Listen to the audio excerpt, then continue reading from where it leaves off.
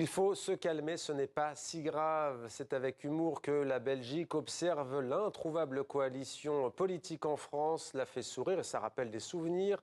Les partis politiques français peuvent-ils s'inspirer des Belges qui ont acquis un certain savoir-faire? Avec nous pour en parler, Elio Di Rupo, fraîchement élu député européen. Bonsoir, merci d'être avec nous en direct du Parlement de Strasbourg.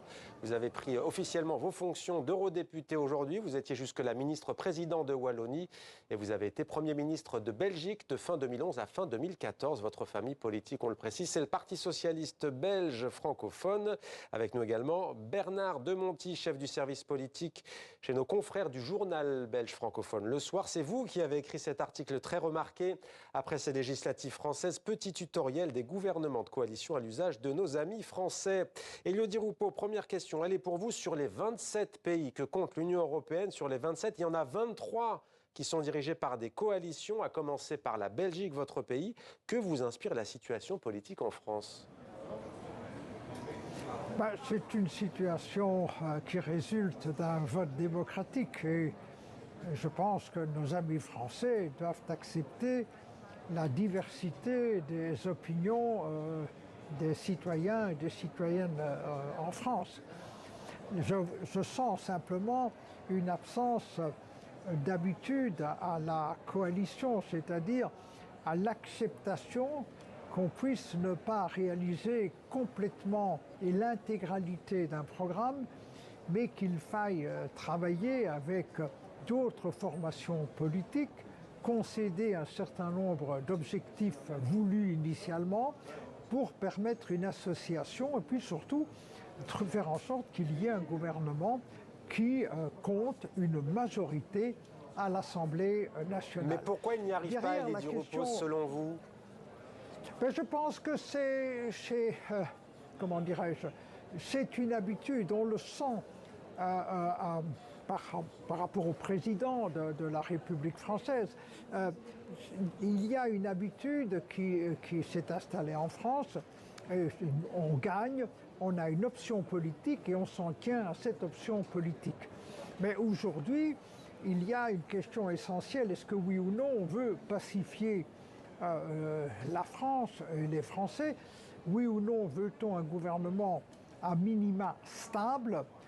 Et puis il y a aussi le rôle que l'on entend faire jouer à l'État. L'État ne peut fonctionner que s'il a un gouvernement avec une majorité assurée à l'Assemblée nationale. Et dès lors, il va falloir, d'une manière ou d'une autre, trouver des compromis.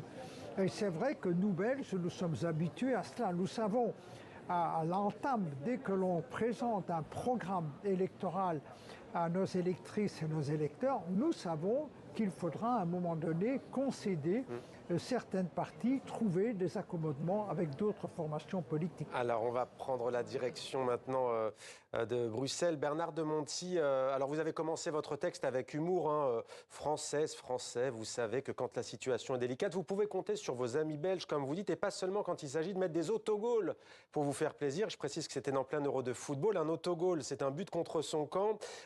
Plus sérieusement, qu'est-ce qui vous frappe dans cette situation en France, au point d'y consacrer un tuto qui peut apparaître comme ça, voilà, un peu humoristique, mais quand même dans le fond très sérieux? Quelle est la différence fondamentale entre les deux pays? Mais disons qu'on avait toujours jusqu'ici vu la France comme un État presque exemple en fait pour la Belgique, avec beaucoup d'envie parce que il y a des élections, il y a un régime majoritaire, il y a très vite un gouvernement qui applique tout son programme.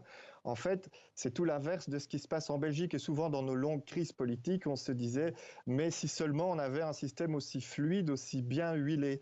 Et donc le soir des élections, on était ici à la rédaction et on s'est dit mais en fait ils sont un peu comme nous aujourd'hui, ils se retrouvent eux aussi avec des enjeux de coalition. Alors au début, j'ai fait un petit billet presque pour les Belges au début, un peu par humour, et je me suis rendu compte qu'en fait, il avait beaucoup d'écoute en France, pas seulement parce que j'avais essayé un peu de faire rire, mais aussi parce qu'on m'a posé beaucoup de questions extrêmement concrètes sur, mais au fond, c'est vrai, vous avez raison, comment peut-on s'inspirer de la façon dont vous fonctionnez en Belgique? Et j'ai été franchement très surpris qu'on le prenne un peu au premier degré, et je dis ça de Mais manière Bernard Demontier, extrêmement est-ce que c'est positive. possible, est-ce que c'est seulement possible que la France s'inspire de la Belgique en sachant que c'est une république et pas une monarchie parlementaire fédérale, un pays fédéral la Belgique, en sachant aussi qu'Elio Di Rupo le disait, d'une certaine manière, avant il y avait la droite, la gauche, il y avait une majorité forte, parfois des cohabitations. Est-ce que c'est possible ou pas, ou est-ce qu'il faut changer de république, d'une république à bout de souffle, comme disent certains?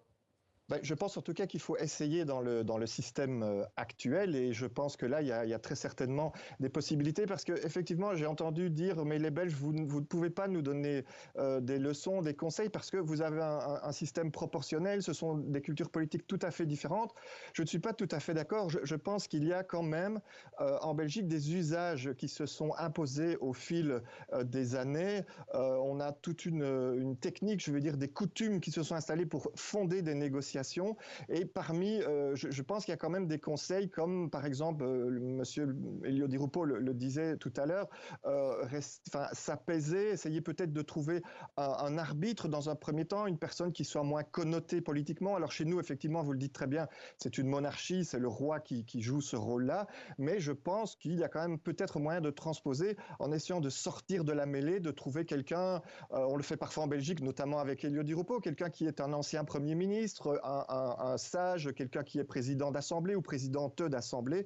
Ça peut être des conseils qui fonctionnent dans tous les régimes, même si je suis d'accord que peut-être, dans un deuxième temps, si ça ne fonctionne pas, la France doit penser à revoir ses institutions, comme on l'a fait de multiples fois en Belgique d'ailleurs. Elio Di Rupo, le roi des Belges, personnage clé, facilitateur, il joue un rôle d'arbitre dans la vie politique belge, en nommant ce qu'on appelle d'abord un préformateur, Bart de Wever récemment, Alors, puis un formateur. c'est un peu plus complexe. La méthodologie belge est la suivante. Le chef de l'État, après une élection, consulte toutes les présidentes et tous les présidents de partis et discute avec eux.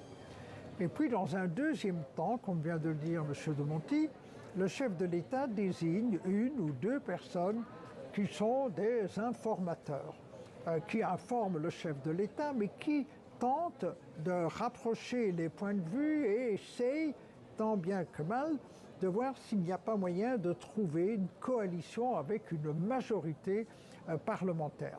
Et c'est peut-être cette méthodologie-là qui manque en France. On voit le président se refermer sur lui-même. Il n'a pas consulté, il n'a pas invité les présidentes et les présidents de partis. À sa place, je l'aurais fait.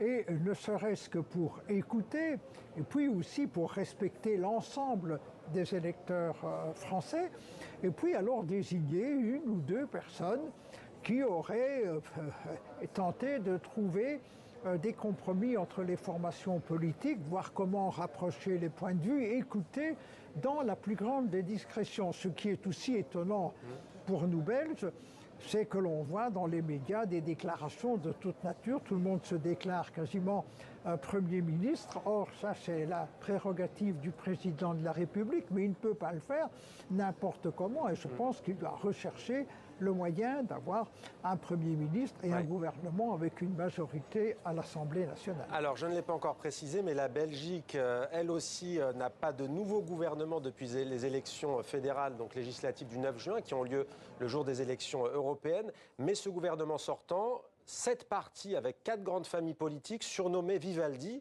en référence aux 4 saisons du compositeur italien. La comparaison, d'aucuns diraient qu'elle s'arrête là, puisque ce gouvernement a connu de fausses notes. J'aimerais juste citer par exemple Zakia Katabi, ministre fédéral du Climat.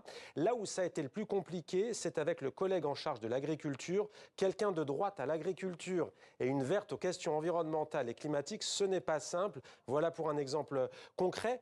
Autre exemple, c'est ce qu'on appelle en Belgique le cordon sanitaire. Pas d'extrême droite au sein du gouvernement. Je précise que la N-VA, le Parti nationaliste flamand, n'en fait pas partie. Et du coup, le roi des Belges a choisi Bart de Wever, son chef de file. On va écouter à ce sujet le socialiste belge francophone Paul Magnette. Écoutez. C'est la première fois dans l'histoire de la Belgique qu'on aura un Premier ministre nationaliste, un Premier ministre qui n'a jamais renoncé à cette perspective de l'indépendance de la Flandre. Et donc on se pose énormément de questions sur la manière dont il peut utiliser la fonction de Premier ministre, qui donne quand même énormément d'influence, pour détricoter petit à petit ce qui fait le tissu de la Belgique. Bart De Wever, qui est quand même dans une situation un peu compliquée, parce qu'il avait promis des grandes réformes institutionnelles, mais il n'a pas de majorité des 2/3 pour le faire. Et donc qu'est-ce qu'il a entre les mains? Le fait que ce gouvernement est par nature un gouvernement confédéral, avec un poids flamand extrêmement important. Donc ils ont cherché toute une série de trucs et ficelles pour essayer d'atteindre leur but confédéral sans passer par la majorité des 2/3. Ce qu'ils ont trouvé, c'est on prend un grand département, on le scinde en deux avec un volet flamand, un volet francophone de l'autre, et puis une fois que la scission de fait sera réalisée, plus tard on fera une réforme de l'État. Ça c'est vraiment le chemin et l'obsession de Bart De Wever. Donc il faudra effectivement être extrêmement vigilant pour s'assurer qu'on préserve ce qui fait la nature même de la solidarité entre tous les pays. Bernard de Monti, ça veut dire quoi ce cordon sanitaire? Là, on est dans une zone grise avec Bart De Wever, même si on le dit, ce n'est pas considéré comme l'extrême droite? Oui, tout à fait. Donc le cordon sanitaire a permis que l'extrême droite ne soit pas au gouvernement qui est en formation actuelle, mais effectivement, et c'est une concession finalement du régime belge de coalition, il a fallu, je veux dire, y intégrer une personne qui est effectivement dans le programme de son parti en faveur de l'indépendance de la Flandre, donc de la partie nord de la Belgique qui parle le néerlandais. Mais, et c'est peut-être aussi de nouveau pour l'instant un des points positifs du système belge de coalition, c'est qu'effectivement cette personne est nationaliste, mais elle va se trouver au gouvernement avec des partis comme le mouvement réformateur qui est libéral, qui lui est en faveur de l'unité de la Belgique, ou en tout cas d'une Belgique fédérale. On a aussi des centristes qui vont faire contrepoids. Alors effectivement, Paul Magnette le dit, il y a probablement un danger qu'il y ait une surenchère nationaliste en Belgique au sein même de son institution centrale qui est le gouvernement fédéral, mais il y a aussi dans ce régime de coalition des contrepoids. Des garde-fous. Ouais, oui, des garde-fous. Elio Di Rupo, pour autant, est-ce que vous avez peur de Bart De Wever, Premier ministre? C'est un scénario que vous redoutez? Ben, c'est une interrogation, car il est président d'un parti séparatiste. C'est vrai qu'au sein du gouvernement, il y aura des partis qui feront contrepoint, mais il faudra être d'une très grande vigilance. La situation belge est encore différente. Il n'y a pas que cette question des coalitions dont nous avons discuté, il y a aussi le fait qu'il y a deux grandes parties, une partie flamande, néerlandophone, une partie francophone, et qu'au nord du pays, l'extrême droite est très puissante, et la première formation politique est une formation politique indépendantiste, dont le président est Bart De Wever. Personnellement, si j'ai mis à peu près 541 jours pour former un gouvernement, c'est parce que durant plus d'un an, j'ai refusé de m'associer avec Bart De Wever qui voulait aller beaucoup trop loin dans ce qu'on appelle la régionalisation, voire le début de la scission du pays. Moi, je suis aussi pour l'unité de notre Belgique. Merci beaucoup, Elio Di Rupo. Merci également Bernard de Monti d'avoir été avec nous pour ce grand angle comparatif, si je puis dire.